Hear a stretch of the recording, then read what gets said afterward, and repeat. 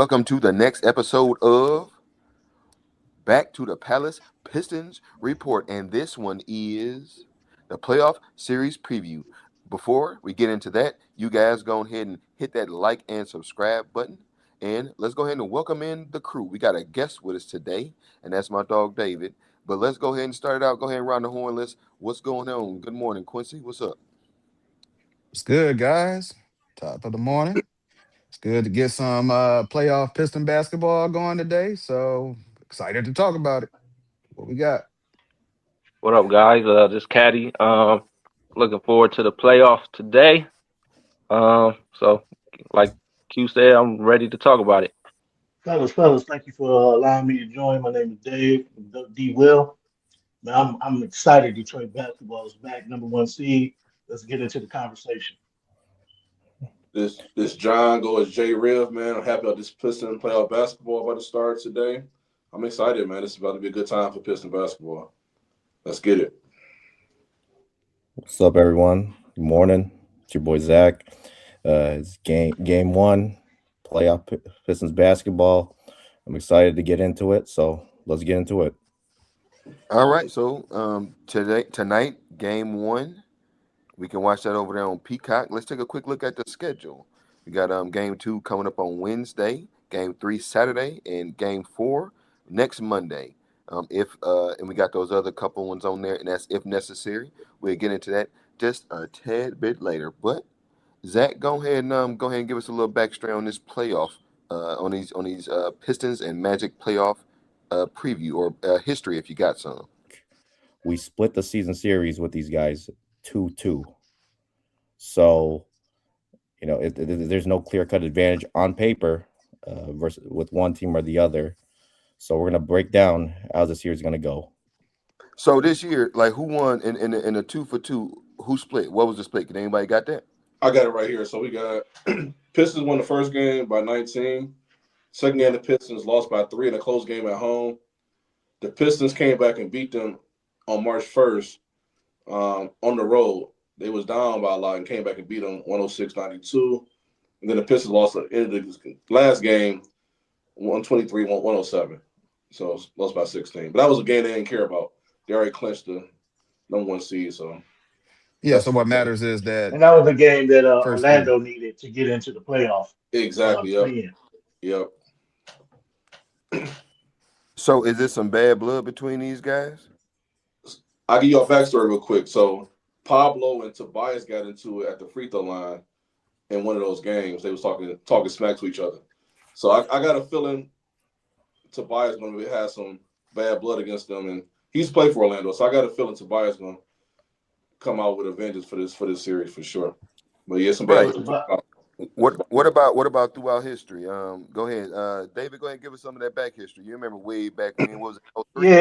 Yeah. So let's go all the way back to 2003, when the infamous quote from Tracy McGrady, "It feels good to get out of the first round finally." If you guys remember, that was the year of similarities. Detroit was the number one seed back then. Detroit's the number one seed now. Orlando was the eighth seed then and now. Orlando had a star in Tracy McGrady. Orlando's got a lone star in Pablo Banchero. Detroit had a dynamic backcourt back then with Chauncey and Rip. Detroit's got a dynamic backcourt right now with Cade and Duncan. So there's a lot of similarities with that. But at the same time, you're looking back at 2003 when the Pistons had a Cade team. and Duncan. Hey, listen, man, Hey, listen. Don't disrespect that backcourt because that backcourt has done some dynamic things this season. All right. So what Namely, do you? namely Duncan, who has finished third in the Pistons history for most threes of the season, only behind Beasley, who set the mark last year, and um, the name escapes me right now. But he's third in 3 points made in Piston history, and this is his first season with the team. So don't overlook Duncan Robinson Word, contributions to this word. season. So word. I like that. So go ahead. If y'all got anything. yeah, no, I was gonna say like I remember that series too, and T Mac in Orlando at that time they was playing good basketball at the time, and they thought the series was over. But that's how you never underestimate like even though they was 1-8, they put it, Detroit started playing that Detroit basketball, and it was pretty much a wrap after that. Let's go ahead and for this series, let's look into some offensive keys to victory. Anybody got some who wants to kick it off? Offensive keys to victory, I would say, yeah, the ball does run through Cade. Um, I would like to see a lot of pick and roll with Cade and Jalen Duran, because that's the next person offensively who need to set the standard. I believe if you move through those two players, the perimeter shooting will come about itself. Like Dave said, get Duncan Robinson involved.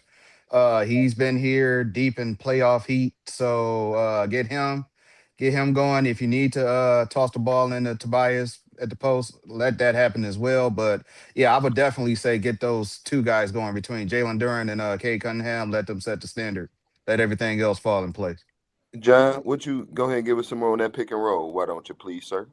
So I think the Pistons, as long as they can, I would say, shoot the ball pretty effectively this series, they should be fine. Both teams don't really shoot the ball that well from the 3 point line, so that's the key for the Pistons. They can shoot the three ball well. They should be straight this series. Do what they do best, man. Score points in the paint. Get Doran involved early, like Quincy said. Get Doran and K in that paint. Score some easy buckets. And I'm gonna tell you the one key thing about this series too is turnovers. As long as they don't turn the ball over too much, they should be fine. Turnovers are going to be key to this series because both teams play pretty solid defense. So as long as the Pistons don't turn the ball over too much, they should be fine. And if they turn them over in Orlando, they should get some easy opportunities on the fast break. So I think that's going to be the keys. All right, Caddy, what you got on that? Yeah, I agree with what everybody just said. Also, I think the second team, if the bench players can come off and add offense, like outscore that Orlando second team, I think that'd be a key too. They've been doing it lately, so I feel like they can. If they keep that up, that'll be a good key to a win. Word. So, Dave, you had your dynamic backcourt included Duncan Robinson. Go ahead. Was there talk about pick and roll leading So I, to some open threes? Go ahead, Dave. Talk about that. The perimeter shooting. I just wanted to piggyback off what Jay said earlier. The Pistons and Orlando Magic are in the bottom three for shooting percentage for the 2006 season for the NBA. Orlando being at 32%, Detroit being at 35%. 35%. So yeah, going to that pick and roll with Jaden and uh, Cade is going to be awesome, but they're going to have to live. They're going to have to live and die with that. Tobias got to show up this season. I mean, this series. This is going to be an X factor. He's going to be the X factor. Pablo and Cade are So going to no cancel each other. dynamicism from Duncan Robinson. I got you. He's just going Go to do. ahead. He going to do. I, No, he going to do what he no, do, and it's going to no, be it. no, you got it. Go ahead, Zach. Talk about the perimeter shooting or anything else you got. Okay. So yeah, I got a couple keys of victory. For the Pistons to close this one out. As some of the other guys already said before, the offense does run through Cade. So just to piggyback off of that, I think one of the keys is that Cade has to establish himself offensively, get an offensive rhythm going, and once he does that, asserts himself offensively, the Pistons are gonna be tough to stop. But also to add to that, the other key to victory is that once the Orlando Magic starts zeroing their defense in on Cade, and they likely will throughout this series, I think the bench players definitely have to step up. So we're talking about guys like Kevin Huerter, Javante Green, Danis Jenkins, Ron Holland. All those guys got to step up because if they're going to try to take Cade out of the game, all those guys got to get it going offensively too. Word, word. All right. So, a couple of y'all have mentioned it. So, go around the horn and give us each a X factor. Again, so whoever get one, you can't have another one. So, I'm on. Who wants to go first? Tobias is my Um, X factor. Uh, he's got a reputation of disappearing in the playoffs. Not as bad as James Harden, but he has that aura about him where he disappears in games four and beyond. So he's going to have to show up. He's going to have to be that third scorer for the Pistons that they truly need. Once, like Zach said, they start honing in on Cade and taking away that pick and roll with him and Duran. Who else is going to be out there besides Robinson, like you alluded earlier, open threes. But Tobias can create his own shots, so he's going to have to be that third leading scorer of this series for the Pistons. All right, Um, I'm gonna go next, fellas. I'm gonna say my X factor is gonna be Dennis Jenkins. I think he's gonna be key to Cade when he come off that second unit, that point guard. Because last year, Schroeder was really key for us in that Knicks series. So I think Dennis Jenkins will have to be really key for us coming to this game in a series against Orlando. Very key. We need good balance in that second unit, so he's gonna be key to the series. I'm gonna go do a little bit of a different route, fellas. I'm gonna focus on the defensive side of the ball. I think the X factor, especially on the defensive end, is gonna be Isaiah Stewart. So Uh, Stu's gonna have to establish himself defensively. And as you already know, he can time his shot blocks pretty well. So if he can impose his will defensively, that's going to be key to us pulling this series out and send the Magic home. And now I go with JD. I think he should pose his will down low. And if he keep opposing his will, get the double team, get the kick out to the shooters, maybe they hit some outside shots. I think that'd be a big deal too. and I'm going to Masar Thompson because for this reason only.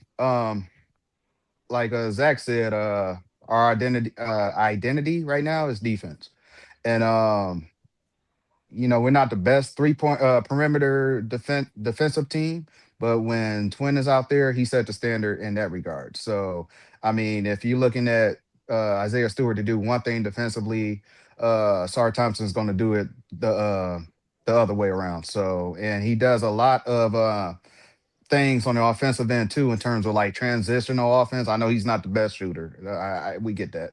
That's the narrative. But a lot of things happen offensively when he's on the floor. So throughout, I don't know, off ball or plus minus scenario offensively, he matters a lot in that dynamic too. So yeah, I'm going Twin. Let's take a quick look at the injury report. It looks like for the Pistons, they only got Jalen Duren. That guy is day to day with the knee. What do you guys think about that? Is he actually gonna miss any time? And have you heard anything about that? I didn't No. hear anything. I think he's good to go. I think I haven't Well, heard if you anything either. remember, he missed a couple of games down the stretch with some minor injuries. Matter of fact, the whole starting five, I think three out of the five missed the whole game together. Even though we had clinched, but they were minute injuries. So it's playoffs though. If it's not broken, they're gonna be out there, whoever it is. Word sound like he's good to go. And then Jonathan Isaac seems to be the only person on the Magic injury report. Anybody heard anything about him? no. That's interesting. No, that's interesting. He's not injured. He's got a rip between him and Mosley is keeping him out. Uh, Mm. There's been reports, ESPN, Stephen A. Smith, a couple of Orlando beat writers, where Isaac is going to demand a trade at the end of the Orlando Magic season if Mosley is retained. They have a rift, and it's not concrete what the risk is, but that's why Isaac is listed on the injury reserve. He's not going to play because of a personal rift between him and the head coach. Hmm. Wow, I did not know that. I did not know that. So with those injuries, let's take a look at key matchups for this series. Let's give two and let's expound on those. Go ahead. Let's kick it off, John. all right, I'm gonna start with a sleeper, Desmond Bain and Asar Thompson. Desmond Bain been giving the Pistons really problems in the series. So I think if Asar can lock him up a little bit, that's gonna be crucial to the series. Desmond Bain is a really good shooter. You slow him down, you slow Orlando down. I think. And another matchup is a Tobias Harris and Pablo matchup. I think if Tobias Harris steps up like he should against his former team, we should win the series pretty easily. Pablo, you slow him down, and I think Tobias gonna give him play some good defense on him this series, man. I think you slow Pablo down, you also got him too. So I think those are two key matchups in this series. Is those two. All right, Zach, go ahead and tell us about one of those matchups that John just gave us. Yeah. So as you know, Paulo is the Magic's best player. So how Tobias plays defense on him is definitely gonna be one of the keys as to how the series goes. So because if Paulo absolutely torches Tobias on offense and gets whatever he wants, that could be a big problem for us. But on the flip side, if Tobias manages to slow him down, make him work for every shot, that's going to be huge too. So we definitely got to make Paolo work for every shot, make him earn every bucket, basically. So we definitely can't make things easy on Paolo. All right, Quincy, talk about that. Who? What was the other one? You had, what would you say? Asar and Desmond Bain. Tell me about that. Well, yeah, sorry, and Desmond Bain.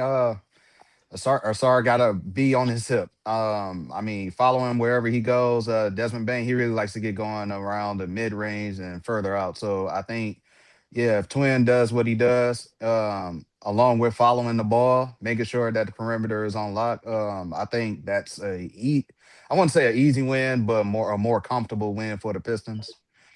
Another key matchup I would like to throw out there, and it's collectively, is I'm going to bench. I believe whoever has the better bench this series, it's going to make the difference on who win each game.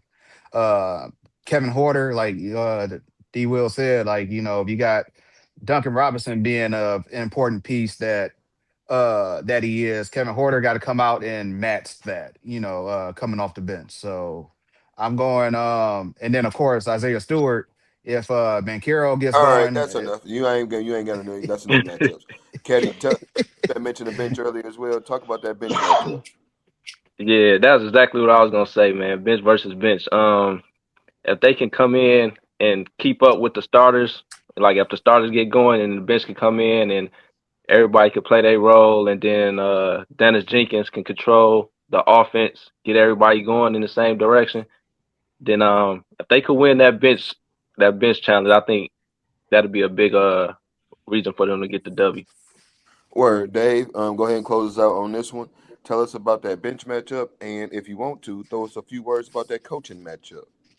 All right, so just piggyback off everybody, that seems to be the theme. The benches, Detroit on paper should win 41.3 points per game during the season versus Orlando's 33 points per game for the Orlando bench. Um, if that holds true, then Detroit should take this in 5 games. I'll give Orlando one. And I know we didn't ask for predictions, but I'm just saying, based off the stats and the consistency, I think Detroit will win this easily. Get ready for the second round. Coaching matchup is going to be, honestly, these guys came up together. JB Bickerstaff and Mosley came up together. Actually, Mosley and JB were assistants under JB's dad in Washington together. A lot of people don't know that they worked together in the coaching staff. They started off under JB's dad in Washington. Their philosophies are very similar, although the execution by their teams is very different. Um, Detroit is the defensive, tough-minded. They're a Detroit team. They're what Detroit stands for: blue collar, do the dirty work, all of those things. And they have the perfect players for that role. Where Orlando is supposed to be glitz and glamour, and they have some people that just don't want to get their hands dirty. So I believe that the coaching philosophy simply will be stick to what got us here from JB Bickerstaff, and Jamal Mosley is trying to get his team back into a defensive minded team. And it's not being taken by the players. Hence why I said earlier there's some arguments between players and coaches going on right now in Orlando. All right. So earlier I had said pick the X factors we was gonna follow throughout the series. I'm sorry, I misspoke. Good. Y'all gave me some X factors now. This one is y'all gonna pick y'all player for the series. So pick y'all player and we revisit them and just a performance throughout the series. And again, this one is the one where you can't pick another one. So whoever wants to pick Cade this time or somebody, go ahead. Nobody pick Cade or Jalen James. Okay, I started That's off. too obvious. I'm gonna go with the guy on my t-shirt right now. I'm gonna go with Beef Stew, man. That's my guy I'm gonna pick for this series. That's my dude. That's my favorite Piston player. I'm gonna go with Beef Stew as the player I'm gonna go with for the series, man. That's my guy.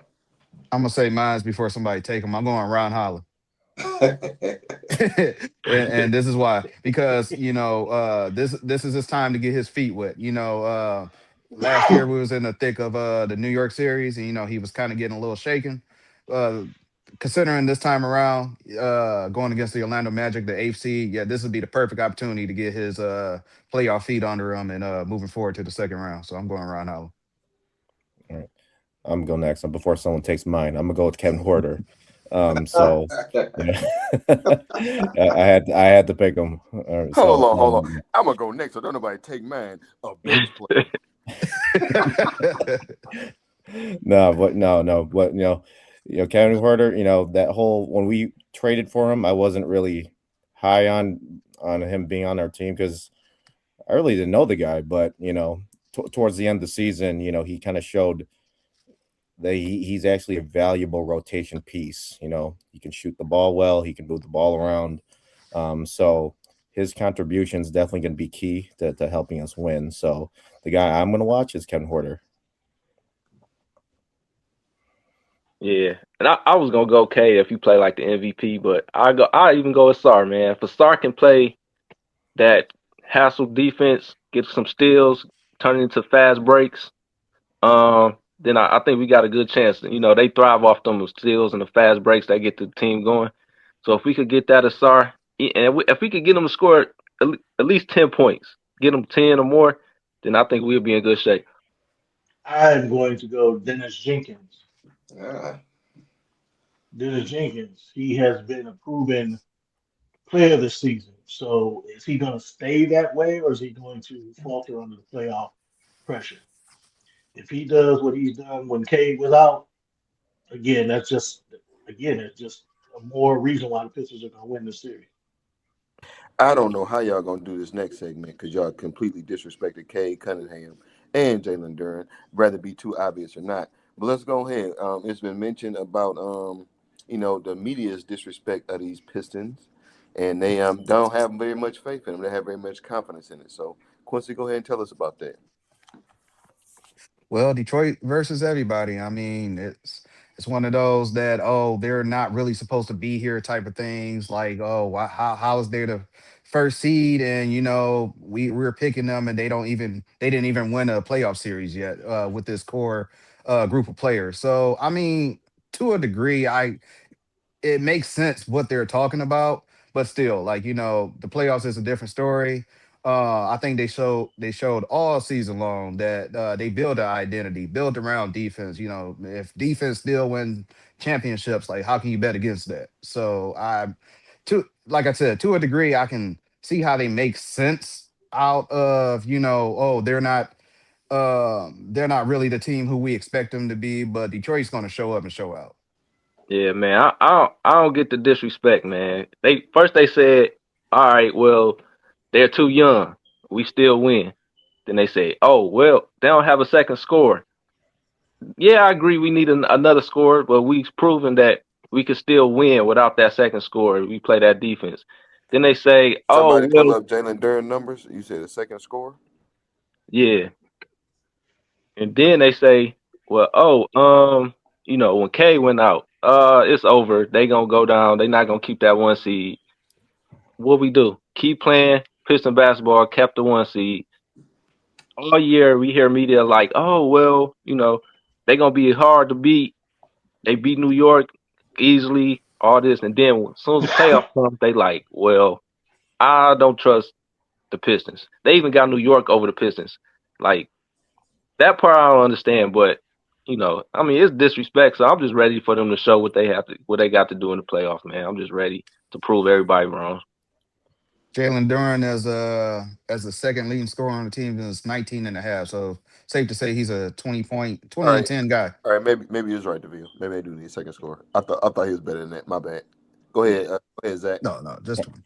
I mean, honestly, this whole disrespect for our Pistons. It's nothing new to me. It's happened time and time again.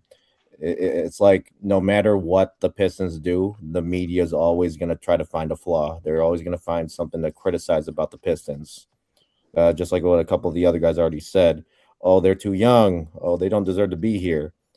What the Pistons have proven all season long. I mean, we're the number one seed for a reason. They've proven that they belong. They've proven that they deserve to be here. But you know what? It's like Q said. It's Detroit versus everybody, and the Pistons just gonna have to do what they have to do, or do what they have been doing all season long, and let the chips fall where they may. I'm gonna say this, man. I don't think the media really watch the Pistons enough to understand how this team works. They always love teams like the Lakers, Boston, New York. They always put those teams on first take and Stephen A takes. And I even watched Perkins talk about his top five list. He had OKC, San Antonio, Denver, the Lakers, and Boston. He didn't have a Pistons on the top five. I'm like, Pistons got the best record in the East. How they should be a top five team on your power rankings. But we don't get the respect because we don't have the star power like these other teams have. Like other teams got some more star power than the Pistons. We play a good team collective basketball. So we just play a different style of basketball than most other teams in the league. So we don't get the respect. We don't have the star power like other teams do, and we don't get the media attention as we should because of that. So I think the Pistons gonna prove the media wrong that we're a solid, good team, and whether we make it to the finals or not, this has been a great year for the Pistons. So I think as long as we can prove to the media that we are that team to beat, we're gonna be just fine. So Now, real quick, it is some people out there who do believe in the Pistons, right? Oh yeah, it Yeah, is. they yeah. call Big It Mich- is. time. yeah, they call Yeah, Michiganders. Yeah. Well, I know, they're on well, this I've podcast. seen, They call Detroiters. I've seen Iman Yeah, Shumpert Shumpert Yeah, I did was a gonna good say job. Shumpert. Yeah, Shumpert. Stephen A is a Jalen believer. Jalen Rose. Stephen A is a believer of Well, the Pistons over the Knicks right now. Yeah, he is. Yeah, So because he's a Knicks fan, and then we literally destroyed the Knicks. That's why we made him a believer. It's like, oh But yeah, Yeah. so and then I seen something talking about Stephen A. Smith. I guess he was at WrestleMania, but they say he's getting ready to go have the worst takes talking about the games because he's not even watching. He at WrestleMania. But Dave, go ahead and close us out and intro or go ahead and close us out and give us your series prediction. all right. If I can indulge, I know I'm the newbie here, but real quick, we were talking about second score.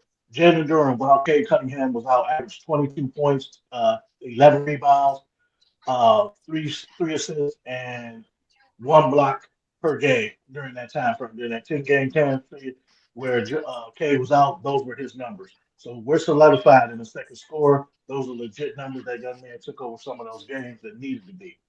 To go into my prediction, Detroit in five. I also want what were we? I'm sorry, I got caught up in those stats, but we were talking about the disrespect. If you guys remember, and I want you guys to really focus on this, history shows the media has never supported Detroit, regardless. In the championship years, they talked about how they were playing dirty. These seasons, they're talking about how Detroit is bullies and stuff like that.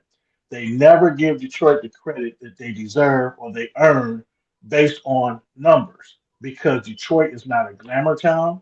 Detroit is not a historic NBA town. And Detroit does not fall into that BS of the NBA of playing scratch your back, I scratch your back. Hence They got a why whole lot they got a whole lot of love when they beat the Lakers. But everybody thought they weren't gonna win. Everybody said the Lakers was gonna yeah, win. yeah. We first were and the foremost, underdogs in that that was series. first and foremost that keeps into what Detroit was counted out in that series. All series against the Lakers. The '89 So series, the '90 series, the after they beat them, 2004 series. after They they beat were them, they out. got a whole lot of love, especially when they played the Spurs. They were supposed to get love, bro. They defending champions. They had no choice, but they didn't get a lot of. Show me clips from that season. They didn't get a lot of love. Even then, they were doubted as the defending champions going into that. So I'm saying historically, Detroit has never been respected by the media simply because we're not that glamour thing. We're not that glamour piece or anything of that nature. And it just goes to show it goes with history. When we're not respected, we get deep drives. Going back to what Zach said, going back to what O said, Stephen A. turned around because he started off the season saying New York was going to own Detroit again. And once we beat them 3 games out of that series, he had nothing but to come around and see because we beat them handily. So Detroit in five. That's my prediction. Detroit in five. I'm giving Orlando 1 game at home. Yeah, I agree. I was thinking maybe Orlando, maybe two, but I think the defense of Detroit going it's gonna frustrate them. I'm gonna go with 4-1 game five. Yeah, I think it's way too much that the Pistons have going on that the Orlando just not going to figure out in time. Like they're going to try to. I actually think they're going to make it interesting. But it's gonna be closer games than what I think most Piston fans are gonna think it's gonna be. But still, ultimate result is gonna be 4-5. 4-1. Uh, Pistons in 5. Yeah, I got the Pistons going 4-1 too myself. I think the Pistons just had the better team overall. We moved the ball around. Uh, everything runs through Cade. If Cade's having an off night, we have multiple guys that can step up. And I don't think Orlando's, just like you said, I don't think Orlando's just going to figure it out in time. We have way too many weapons. We definitely are the more resilient team, even if Cade's having an off night or Duran's having an off night. Yeah, I don't see the Magic for figuring us out. So I got the series 4-1. I'm gonna close this out, fellas. I'm gonna say a little different. I'm gonna go 4-2. I think Orlando win a couple games against us, man. We battle tested, but we're not there yet. We're still a young team, so I think we're gonna lose a game or two in this series just because of that. I think we're gonna lose a game off a turnover. We turn the ball too much, and they're gonna outshoot us. So I got a feeling Orlando gonna win at least 2 games in this series. I don't know how they're gonna win them, but they're gonna. I think they're gonna beat us twice. They got a good defense. They play hard. I got a feeling they're gonna win. It's gonna be 4-2. That's what I got it. Word, Hey Jay, word. I got a question if I can. Jay, I got a question. Since you said two, are you calling them close games or you calling them blowouts? I think the Pistons win a couple games in blowouts, but I think it's gonna be some close games, like Quincy said. Man, I think Orlando got something to prove. They got some beef with their coach. They gonna make a point. So I think they got something to prove to the Pistons too. So I think it's gonna be closer than people think. Like Quincy said, I think it'll be some close games, but I think the Pistons will blow them out a couple games too once they figure them out. All right, so y'all have it there from the experts that the Pistons versus the Orlando Magic playoff series preview. Go ahead and again, if you like any of that, go ahead and let us know down in the comments if you have any of those opinions, if you agree or disagree, and go ahead and make sure to hit that like button on your way out, and we'll see y'all in the next one. Let's take a look at the Pistons' upcoming schedule.